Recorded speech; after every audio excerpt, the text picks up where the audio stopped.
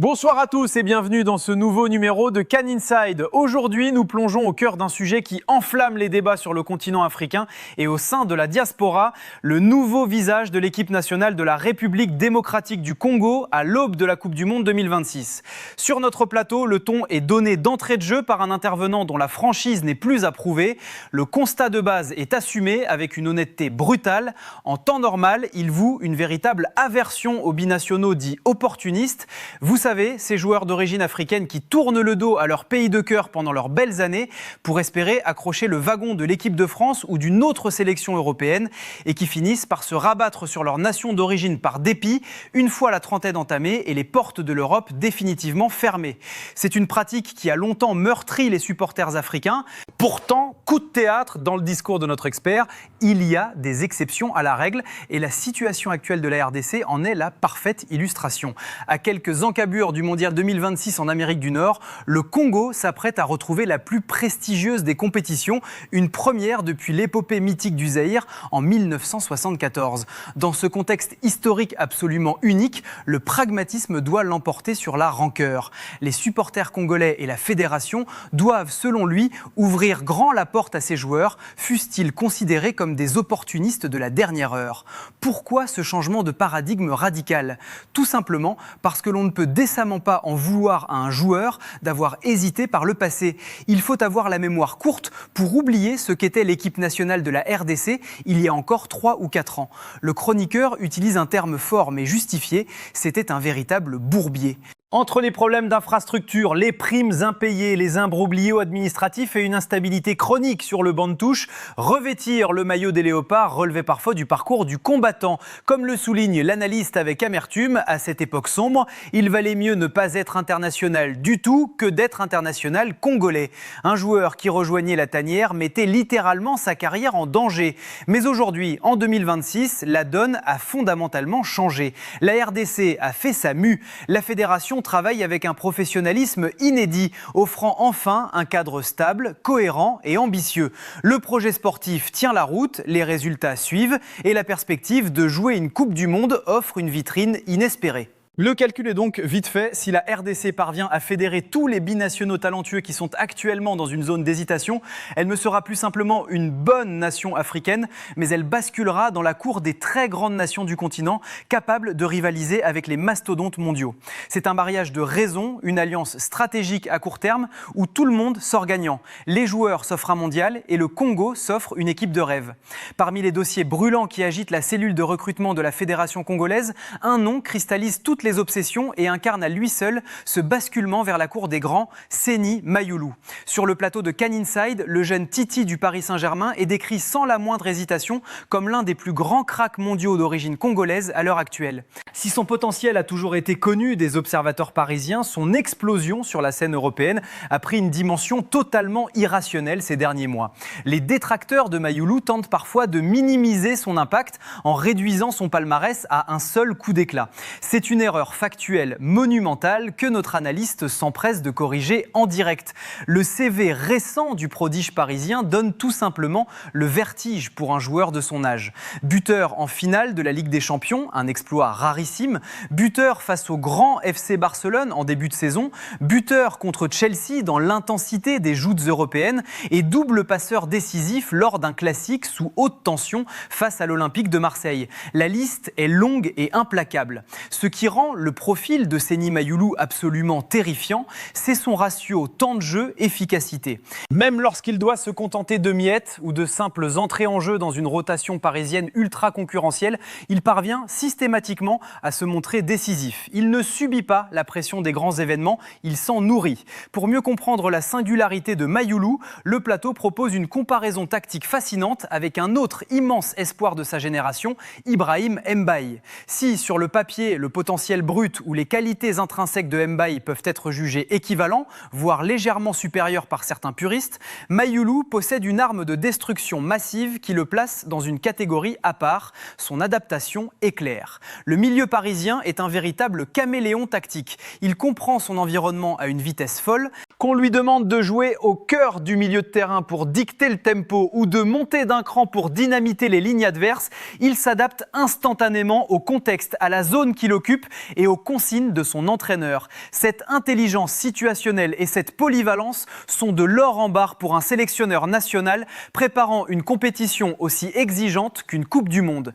Intégrer un joueur avec une telle capacité d'adaptation dans le 11 des Léopards à quelques mois du Mondial 2026 relèverait du coup de maître. L'impact serait immédiat tant sur le terrain que dans le vestiaire. Mais attention, le chroniqueur tient à apporter une nuance fondamentale.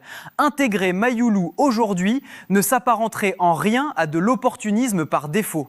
À tout juste 20 ans, le Parisien a toutes les portes de l'équipe de France de Didier Deschamps grandes ouvertes devant lui. Il représente l'avenir des Bleus. S'il décidait de revêtir le maillot de la RDC aujourd'hui, ce serait un choix fort, proactif et assumé et non une roue de secours de fin de carrière. Ce serait la preuve ultime que le projet congolais est devenu suffisamment crédible pour concurrencer les plus grandes nations du monde dans la guerre des talents.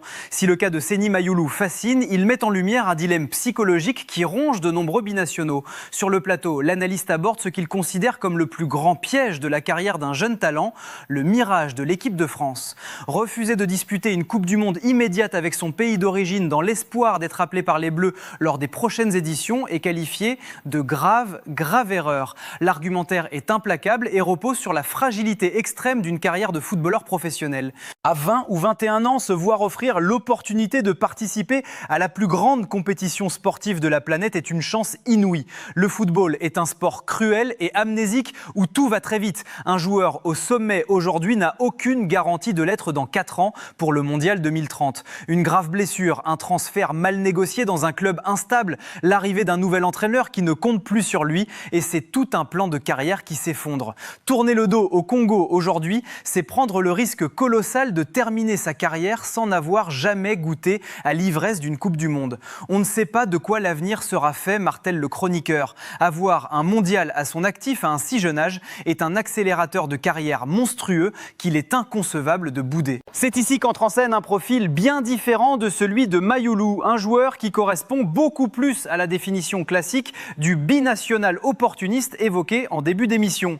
Arnaud Kalimuendo, l'attaquant formé au PSG et habitué des sélections de jeunes en France, cristallise parfaitement cette problématique. Dans l'esprit du joueur, l'objectif ultime reste de porter le maillot frappé du coq. Mais l'analyse du plateau se veut d'une froideur chirurgicale. Soyons pragmatiques, la probabilité de voir Arnaud Kalimuendo devenir l'avant-centre titulaire ou même un remplaçant régulier de l'équipe de France A est jugée très restreinte, pour ne pas dire quasi nulle. La concurrence au poste de numéro 9 chez les Bleus est un véritable embouteillage de classe mondiale. Pour que Kalimuendo puisse espérer fouler une pelouse de Coupe du Monde avec la France, il faudrait un improbable concours de circonstances, une cascade de blessures cataclysmiques frappant simultanément tous les attaquants qui le devancent dans la hiérarchie. Dans ces conditions, bouder les appels du pied de la fédération congolaise s'apparente, selon les mots forts utilisés en plateau, à cracher dans la soupe. Le message envoyé à ces joueurs est clair, la République démocratique du Congo vous tend la main pour participer à une aventure historique en 2026. La porte est ouverte aujourd'hui pour accueillir ces renforts de poids, mais attention, avec l'émergence d'une nouvelle génération dorée 100% congolaise, cette fenêtre de tir ne restera pas béante éternellement. Si la question des binationaux agite tant les débats et enflamme l'imagination des supporters congolais, c'est parce que la concrétisation de ces arrivées donnerait naissance à une équipe littéralement effrayante pour la concurrence. Sur le plateau, l'animateur évoque d'ailleurs une composition d'équipe, un véritable 11 de rêve qui a massivement tourné et fait le buzz sur les réseaux sociaux, notamment sur Twitter.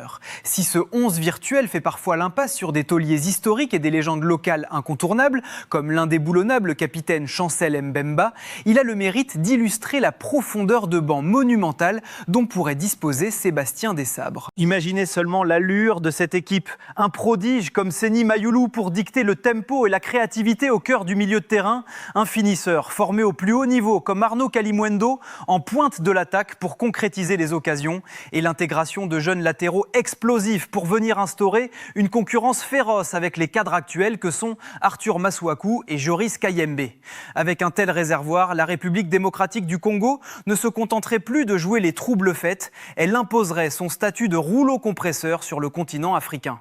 Cette abondance soudaine de talents de très haut niveau n'est en réalité ni un hasard, ni un miracle sportif. Pour les analystes de l'émission, c'est la suite logique et mathématique de la puissance démographique colossale de la RDC. Le Congo est un véritable continent dans le continent, l'un des pays les plus peuplés d'Afrique. Mais la véritable force de frappe de la sélection réside dans son extension internationale, son immense diaspora. Les Congolais sont historiquement et massivement implantés partout dans le monde, en Belgique, en France, aux Pays-Bas, au Canada. Ce maillage mondial a créé un vivier de jeunes footballeurs inépuisables, formés dans les meilleures académies européennes et nord-américaines. Pendant des décennies, cette richesse démographique a été gâchée, la faute à une fédération instable qui ne savait pas valoriser ses précédentes générations dorées. Mais aujourd'hui, le réveil du géant congolais est acté. Le projet est devenu lisible et ambitieux. La preuve la plus flagrante de ce changement de dimension ne se trouve pas chez les joueurs en fin de carrière, mais bien chez les très jeunes espoirs. Le chroniqueur met en lumière le cas extrêmement symbolique de Mathieu Epolo, le jeune et très prometteur gardien du Standard de Liège. Contrairement à ses aînés, cette nouvelle vague de joueurs ne tergiverse plus. Rassurés par la stabilité institutionnelle et galvanisés par la perspective de disputer une Coupe du Monde, ces jeunes talents choisissent les Léopards très tôt dans leur carrière. La RDC récolte enfin les fruits de sa puissance démographique et le monde du football s'apprête à découvrir la véritable force de ce vivier inexploité. Mais l'analyse de cette révolution congolaise ne s'arrête pas aux frontières françaises. Sur le plateau, l'animateur aborde en toute fin d'émission un dossier qu'il qualifie lui-même d'explosif et qui fera l'objet d'un futur grand format dédié, le cas ultra sensible des binationaux belgo-congolais. Historiquement, la Belgique a toujours été une terre d'accueil majeure pour la diaspora et la sélection des Diables Rouges a très souvent bâti son ossature sur des joueurs d'origine congolaise. La question du choix de sélection y est donc particulièrement épineuse. Pour illustrer la complexité psychologique de ce choix, le chroniqueur partage une anecdote personnelle fascinante. Il révèle avoir longuement débattu il y a environ 7 ans avec un joueur d'origine congolaise évoluant actuellement avec l'équipe nationale de Belgique. Il précise bien qu'il ne s'agit pas de Jérémy Doku, mais d'un joueur régulier de la rotation belge. À l'époque, il avait ardemment tenté de le convaincre de rejoindre les Léopards. Mais face aux arguments du joueur, qui pointait du doigt le manque total de professionnalisme et l'instabilité chronique de la fédération congolaise de l'époque, l'animateur avoue qu'il avait dû s'incliner et comprendre sa décision. Il y a 7 ans, choisir la Belgique au détriment de la RDC relevait d'une logique de préservation sportive implacable pour mener à bien une carrière de très haut niveau. Cependant, c'est précisément ici que le discours du plateau se durcit de manière spectaculaire, illustrant le nouveau statut incontournable de la sélection africaine.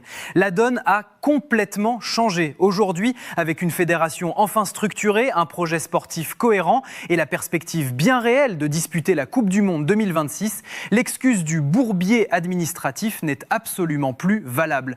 Le chroniqueur lâche alors une déclaration choc, assumée sans le moindre filtre, qui risque de faire couler beaucoup d'encre. À partir d'aujourd'hui, tout jeune joueur belbo-congolais qui ferait le choix de représenter la Belgique au détriment de la République démocratique du Congo devrait être considéré purement et simplement comme un traître à son pays d'origine. Cette prise de position radicale et sans concession clôture ce décryptage passionnant. Le Congo-Kinshasa est de retour sur le devant de la scène mondiale et il ne compte plus jouer les seconds rôles dans la guerre acharnée des binationaux. La famille CanInside, c'est la fin de cette émission.